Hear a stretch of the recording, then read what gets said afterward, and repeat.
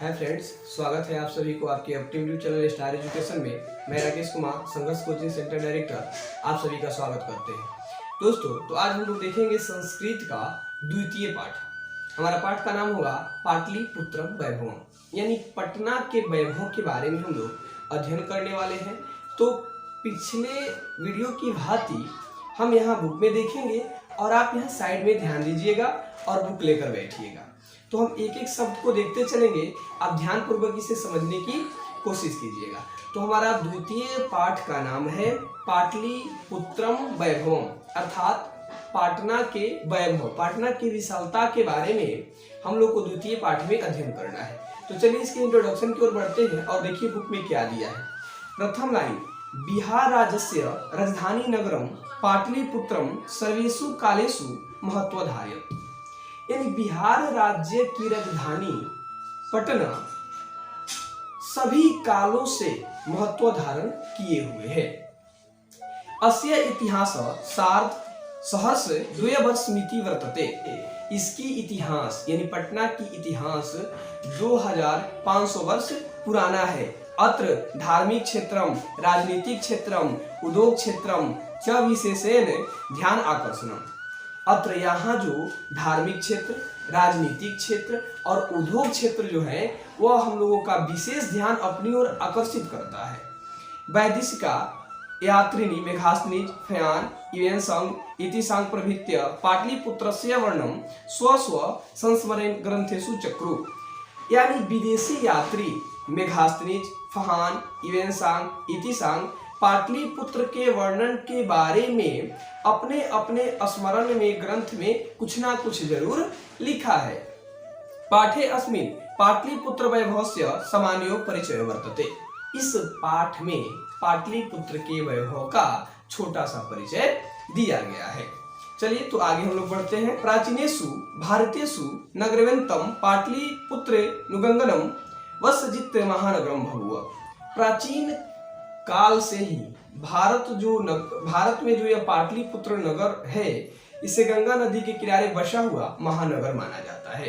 पाटलिपुत्र जो है आपका प्राचीन भारत से ही, प्राचीन काल से ही इसे एक महानगर के रूप में देखा जाता है।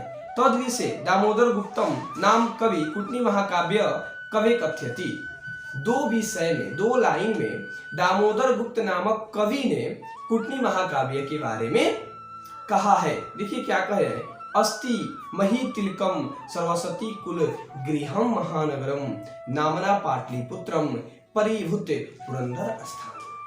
दोस्तों, अस्ति मही तिलकम, मही तिलकम का मतलब होता है धरती का भार, यानी धरती के ऊपर रहने वाला। सरस्वती कुल गृहम महानगरम, सरस्वती का कुल गृह कहने का मतलब होता है शिक्षा का केंद्र। नामना पाटलिपुत्र परिभूत पुरंदर स्थानम, परिभूत पुरंदर स्थानम का मतलब है इंद्रलोक के समान। चलिए इसका अर्थ देखिए।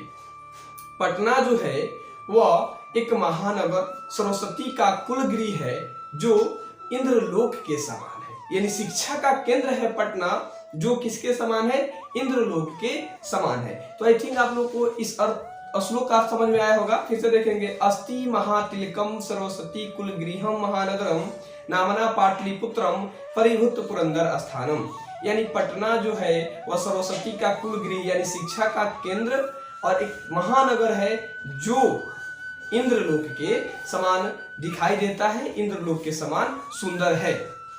आगे देखते हैं हम लोग।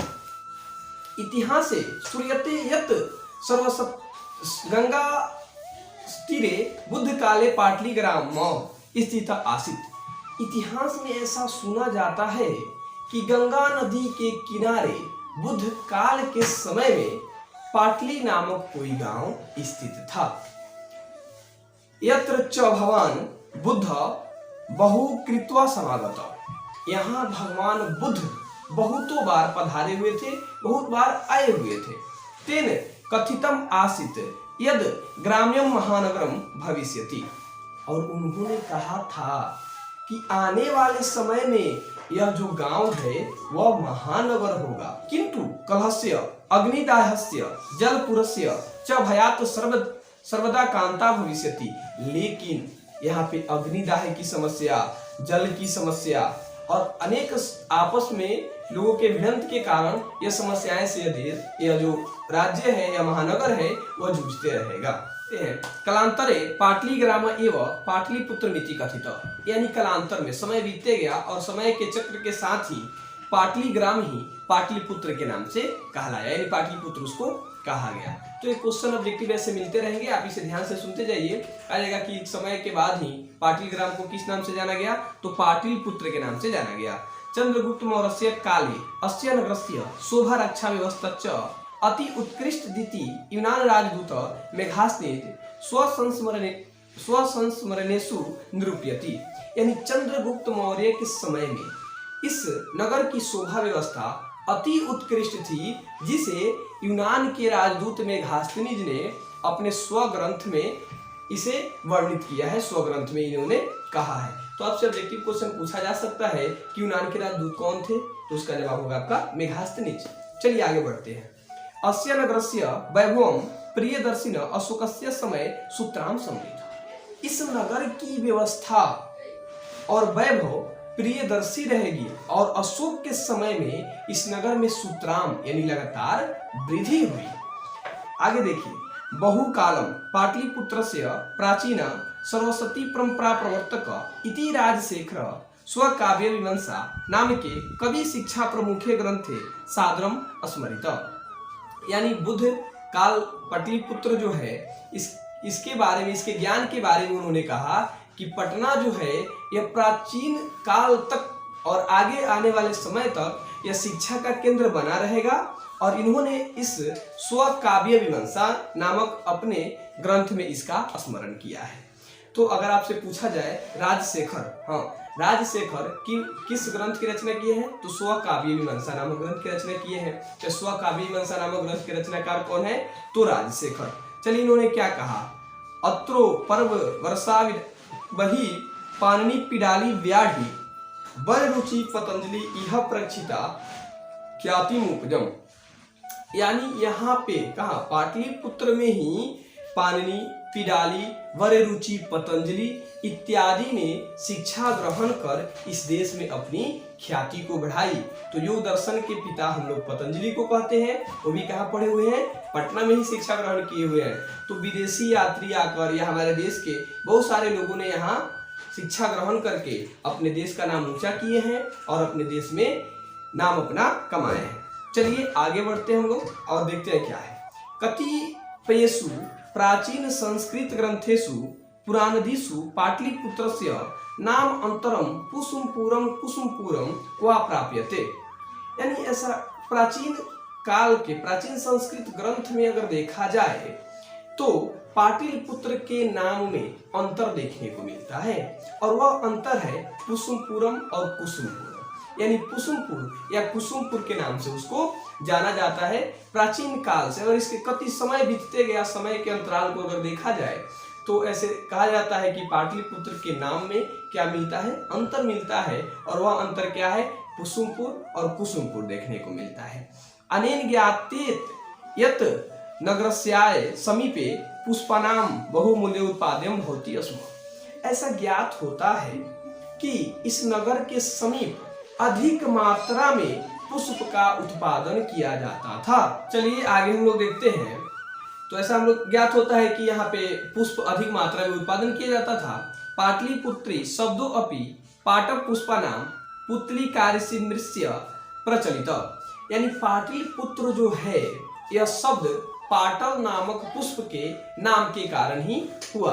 पाटल का मतलब होता है गुलाब का फूल, तो अधिक मात्रा में यहाँ गुलाब का फूल का उत्पादन किया जाता था। शरत काले नगरस्य अस्मिन् कमौदी महोत्सव इति महान समारोह गुप्त वंश शासन काले अतीव प्रचलित। शरत काल के समय इस नगर में कमौदी महोत्सव का आयोजन किया जाता था, जो गुप्त वंश शासन काल के समय में अति प्रचलित था। तो अगर आपसे पूछा जाए कि कमौदी महोत्सव किस ऋतु में मनाया जाता था, तो शरद ऋतु में। किस काल में मनाया जाता था, तो गुप्त वंश शासन काल में यहाँ पे मनाया जाता था।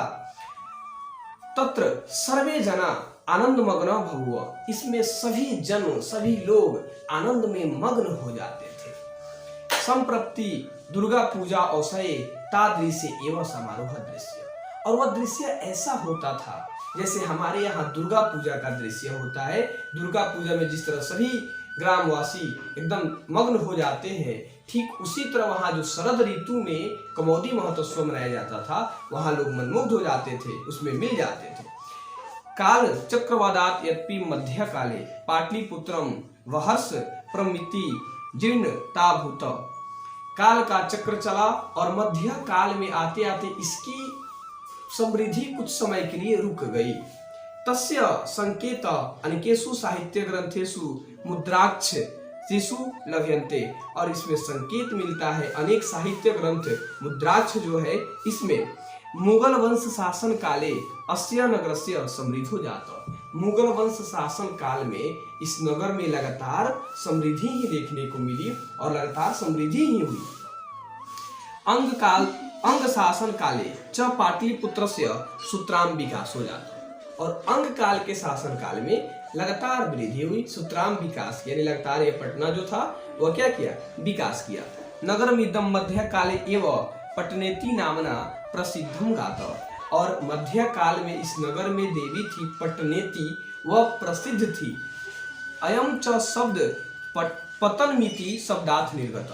पटनेति जो शब्द है वो पतनेति शब्द से निर्गत हुआ है, पतनेति शब्द से मिला हुआ है और उससे उत्पत्ति हुई है। आपसे व्यक्ति क्वेश्चन कहा जा सकता है कि पटनेति जो शब्द है किससे बना है, तो पतननेति से उसकी उत्पत्ति हुई है।